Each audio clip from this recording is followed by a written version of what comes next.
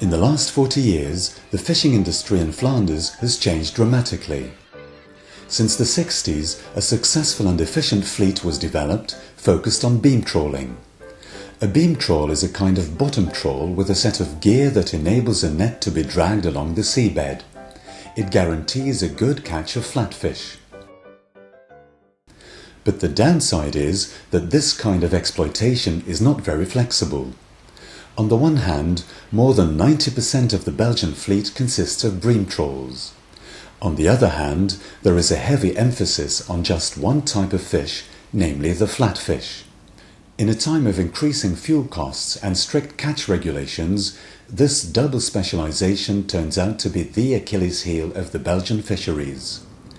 Trawling with this type of heavy fishing gear at high speed over the seabed not only consumes a lot of fuel, it also wears the gear fast.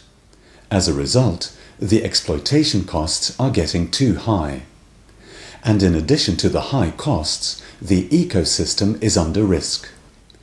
Undersized fish and other less commercially interesting species are hauled out of the water. This bycatch needs to be thrown back into the sea, often dead. This is because the beam trawl does not fish selectively for commercial fish.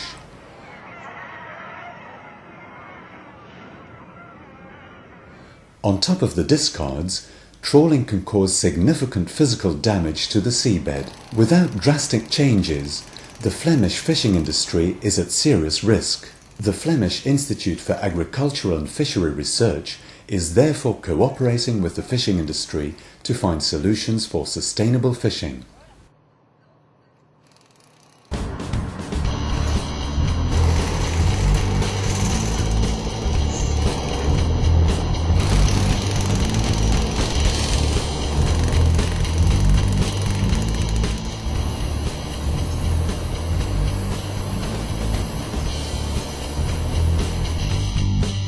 A first step towards an optimized fleet is low-budget adaptations to the existing vessels.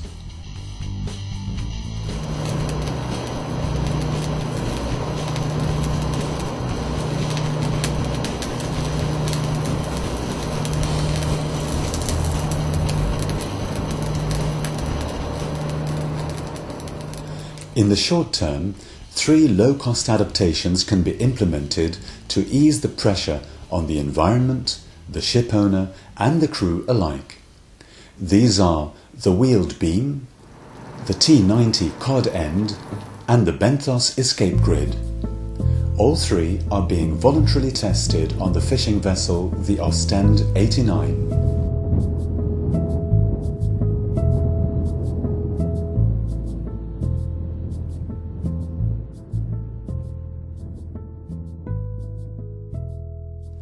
The benthos escape grid employs a modified window in the net, aimed at reducing discards and mortality of benthic fauna such as starfish, crabs and shellfish.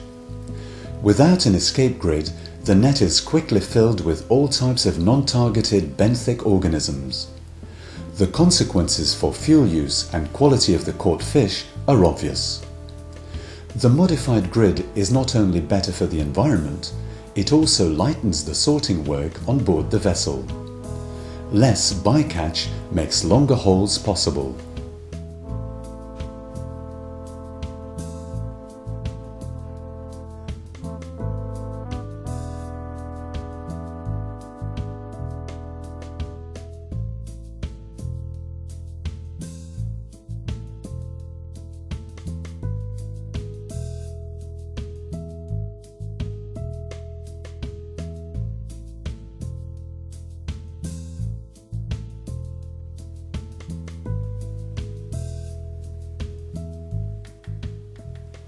Together with the escape grid, the Ostend 89 is also experimenting with an alternative configuration of the cod end, namely the T90.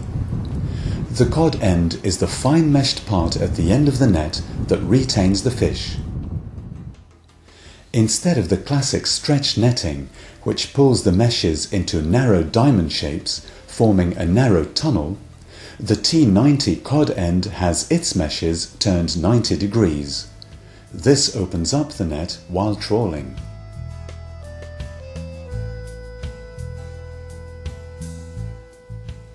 The T90 cod end was first used in Baltic cod fishery. It allows part of the unwanted bycatch to escape through the mesh, thereby increasing the selectivity of the fishing gear.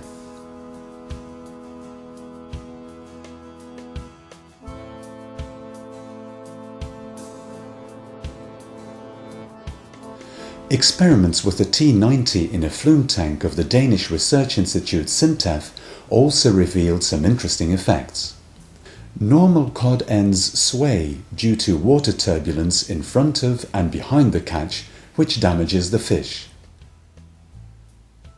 The wide opening of the mesh creates less turbulence and gives a better quality of the catch.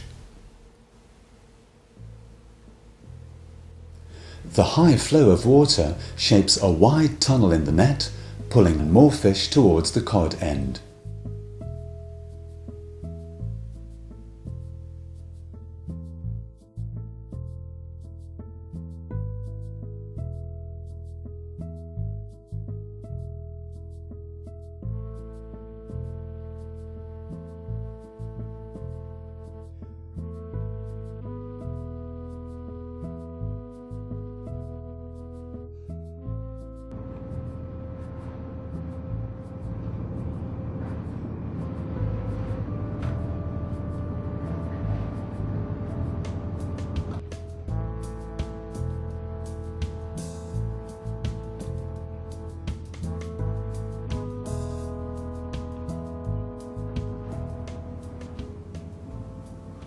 Using a T90 cod end results in a better quality of the catch. The third technical adaptation saves a great deal on fuel. In South England, this is old news. Instead of sleds, the fishing gear of the Ostend 89 has wheels. The wheels are used to tow the heavy beam over the seabed. This fixed bar maintains a constant horizontal spread at the opening of the net. The configuration of the wheels depends on the type of soil. Lowering the friction means saving fuel and less wear on the steel of the shoe. A wheeled beam trawl uses 10 to 15% less fuel. With these small adjustments, the alternative beam trawl already makes a large difference. The impact on the environment is reduced, fishing is more selective, and both ship owner and crew benefit from lower exploitation costs and workload.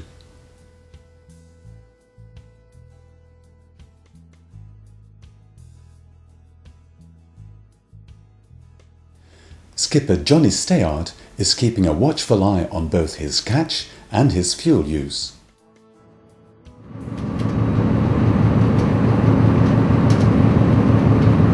Mijn naam is Johnny Stayart, schipper van de 89. En het is op al een jaar en een half dat we met die T90 kul aan één kant zitten. Dus mijn ervaring is ook met die T90 kul dat de vis betere kwaliteit is aan de ene kant. Die vis is ladder, zoveel niet geveild.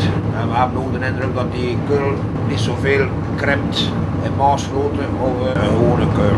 Dus die schapentrappen die zit er ook in. Dus je ziet dat geen verlies van vis opmaakt, wel een verlies van kleine schaapjes en die proberen we te vermijden, want die vis wordt toch allemaal veel door. En het begin van de reis moet je toch allemaal teruggooien, dus als we die kunnen vangen, zoveel te beter, dan hebben we er ook geen miserie mee en zijn we rapper klaar, met de vis te klaar ook. Met die wielen aan die slees, daar hebben we toch ook wel een voordeel, want vroeger was dat hier altijd bijna volaan van die motor, dan was er nog 220 liters, 230 liters.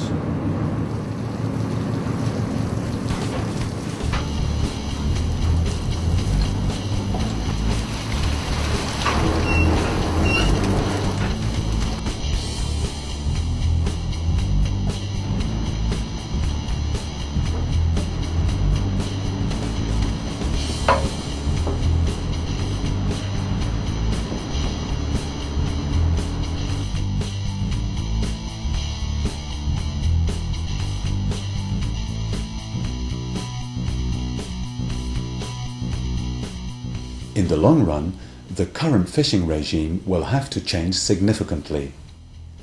In order to return to a more flexible and versatile fleet, investments into alternative fishing gear on a larger scale will enable us to target more than one species but leave the non-commercial fish in the water.